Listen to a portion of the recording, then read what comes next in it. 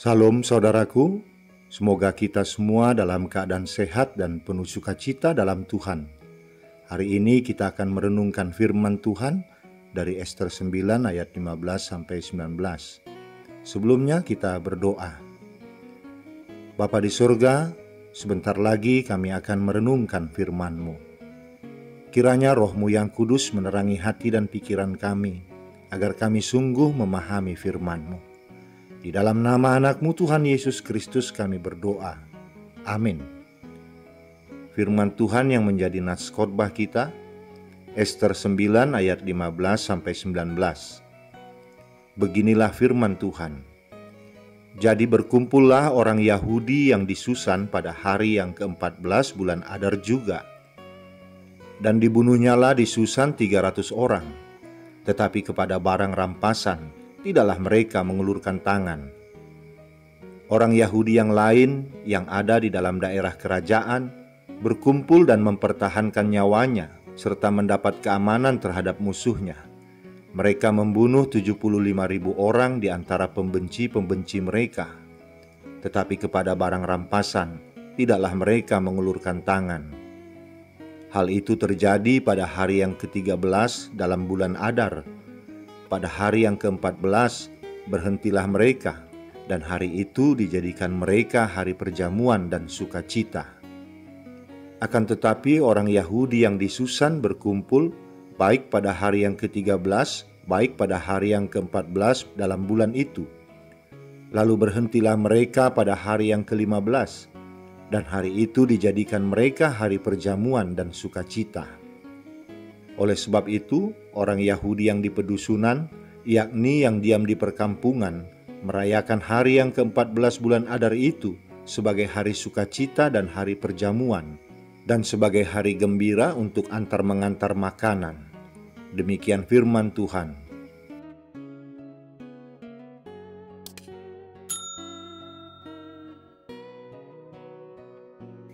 Saudaraku, seorang nyonya tua Irlandia yang sangat merana karena kehilangan makna kehadiran Allah menceritakan masalahnya kepada seorang sahabatnya yang datang mengunjunginya. Sahabatnya itu memberi nasihat. Berdoalah Bridget, mintalah kepada Allah agar ia menumpangkan tangannya atasmu. Bridget yang sudah tua itu segera mulai berdoa, dan seketika itu juga ia merasa ada tangan di atas bahunya. Sambil tetap menutup mata, ia berseru kegirangan. Helen, ia telah menyentuhku. Tapi sepertinya ini tanganmu. Lalu Helen, sahabatnya itu berkata, tentu saja itu tanganku. Menurutmu apa yang Allah akan lakukan? Apa kau pikir Allah akan mengulurkan tangannya dari sorga untuk menyentuhmu? Allah hanya memanfaatkan tangan yang paling dekat denganmu. Saat ini ia menggunakan tanganku.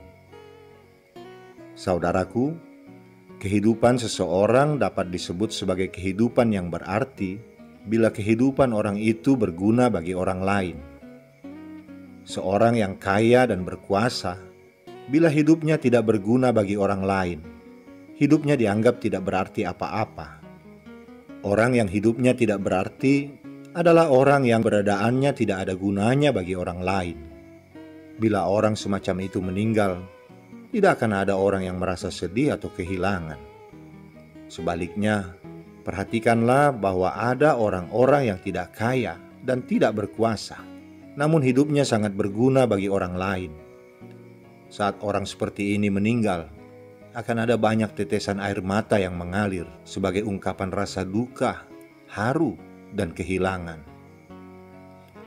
Penetapan Hari Raya Purim membuat orang-orang Yahudi selalu mengingat kepahlawanan Ratu Ester dan Mordekai yang telah dipakai Allah untuk menyelamatkan orang-orang Yahudi dari rencana pembunuhan massal yang dirancang oleh Haman. Perjuangan yang Ratu Ester dan Mordekai lakukan itu sangat berbahaya bagi diri mereka. Ratu Ester mempertaruhkan nyawanya setiap kali dia hendak berjumpa dengan Raja Ahasweros. Mordekai yang saat itu adalah rakyat biasa, yang sekaligus merupakan orang buangan, juga harus mempertaruhkan nyawanya saat berusaha menggagalkan rencana busuk Haman. Walaupun budaya patriarkal Yahudi yang mengagungkan laki-laki hingga membuat hanya jasa Mordekai yang ditonjolkan dalam pasal 10, namun peranan dan jasa Ratu Ester tidak boleh dipandang enteng. Allah telah membuat nama Ester dikenang orang sampai sekarang. Saudaraku, pasal 9 ini merupakan antiklimaks kisah bangsa Israel yang berada dalam pembuangan Babel.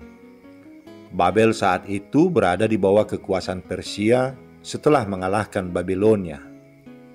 Mereka berada dalam kondisi yang sangat berbahaya dan kritis, yakni di ambang pemusnahan. Namun keadaan menjadi terbalik 180 derajat. Para lawan yang hendak memusnahkan mereka malah dihukum mati dan dibinasakan. Haman, orang Agag, seorang pejabat istana raja, sangat membenci orang Yahudi. Kebenciannya itu dikarenakan orang Yahudi tidak mau sujud menyembah Haman jika bertemu dengannya, sebagaimana layaknya dilakukan orang-orang di zaman itu saat bertemu atau menghadap kepada para petinggi kerajaan. Mordekai, salah seorang Yahudi yang sangat dibenci Haman, mengetahui sebuah rancangan jahat Haman yang akan memusnahkan orang-orang Yahudi secara massal.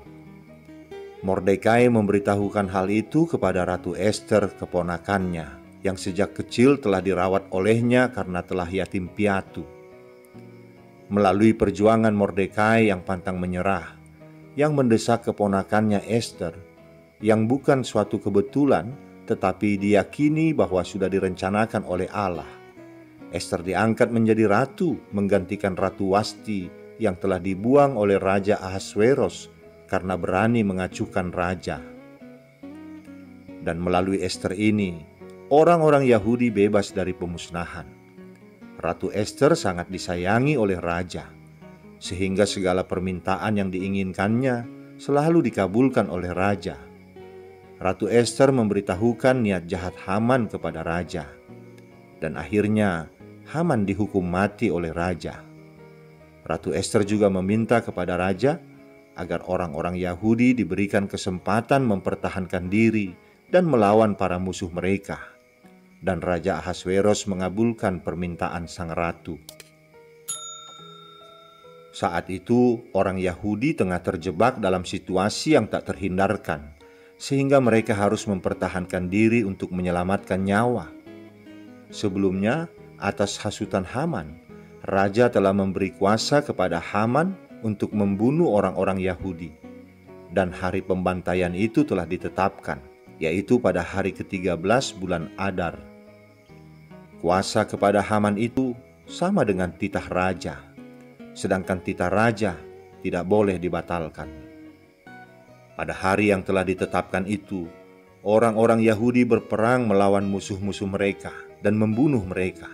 Bahkan seluruh pejabat, dari yang tertinggi sampai yang terendah, dari pusat kerajaan sampai ke daerah-daerah, mendukung Mordekai yang saat itu telah diberi kuasa oleh raja untuk menggantikan Haman. Mordekai sangat dihormati dan disegani oleh mereka.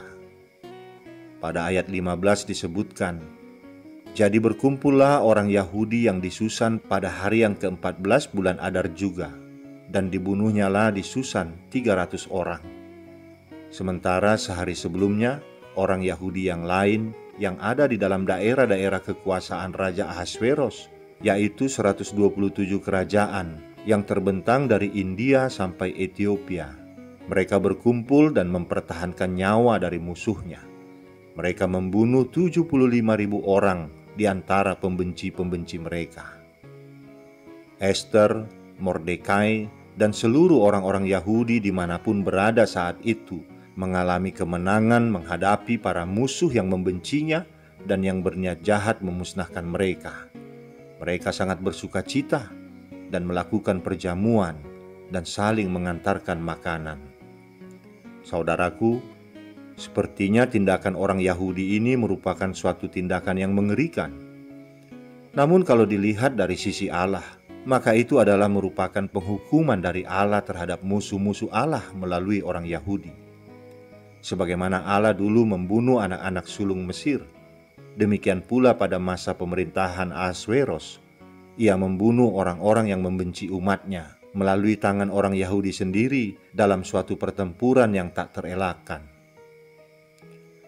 Kisah Ester ini mencatat kisah pengadilan Tuhan, di mana Tuhan, Raja segala raja, membangkitkan orang-orang Yahudi untuk menjatuhkan hukuman atas orang-orang yang membenci mereka. Saudaraku, orang-orang Yahudi menentang semua pihak yang ingin memusnahkan mereka. Namun mereka menahan diri dengan tidak menjarah musuh-musuh mereka. Dikatakan tadi, tetapi kepada barang rampasan, tidaklah mereka mengulurkan tangan. Mereka tidak dikuasai oleh sikap rakus, sehingga mereka tidak melangkah melebihi batas yang ditetapkan Allah untuk mereka. Membela diri berbeda dengan balas dendam.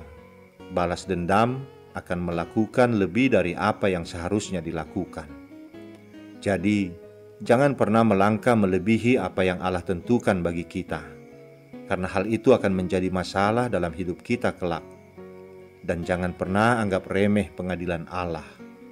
Kiranya kesadaran akan keadilan dan penghakiman Allah mendorong kita untuk senantiasa mawas diri, hidup dalam firman Allah, dan berkomitmen untuk terus-menerus memperjuangkan keadilan.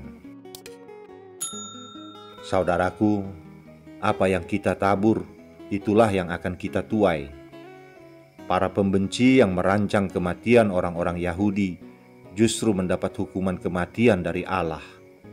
Orang-orang Yahudi juga demikian. Mereka menabur dengan air mata, dan mereka bersatu padu menghadapi masalah. Mereka taat melakukan doa dan puasa. Akhirnya mereka merayakan hari sukacita. Untuk mengenang peristiwa itu, orang Yahudi menetapkan hari raya Purim.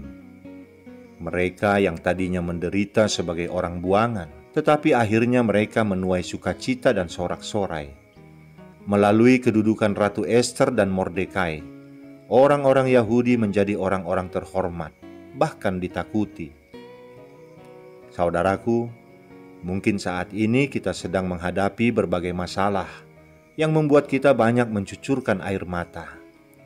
Mungkin kita sedang menghadapi tekanan-tekanan, baik dari keluarga, dari rekan kerja, rekan bisnis, atau juga dari rekan sepelayanan. Kita difitnah, dipergunjingkan, diperlakukan tidak adil, atau sedang mengalami aniaya karena Injil. Mungkin saat ini ada orang yang membenci kita, memusuhi kita tanpa alasan, dan merancangkan sesuatu yang jahat kepada kita. Mari belajar dari Mordekai, Ester, dan orang-orang Yahudi yang tetap tegar, sabar, tetap setia memohon pertolongan kepada Tuhan dalam doa dan puasa. Mereka tetap percaya dan berpegang teguh pada pertolongan dan kuasa Allah. Percayalah, Allah akan menentang setiap rancangan jahat manusia. Mereka yang merancangkan kejahatan kepada orang lain akan terjerumus dalam rancangannya sendiri. Rancangan jahat mereka akan melukai mereka sendiri, akan menjadi senjata makan tuan. Percayalah bahwa Allah tidak akan tinggal diam. Dia tidak akan membiarkan umatnya mengalami penganiayaan dan penindasan. Tuhan akan memakai orang-orang di sekitar kita menjadi alatnya untuk menolong kita. Dan kita juga harus bersiap-siap untuk dipakai oleh Allah menjadi alatnya untuk menolong orang lain.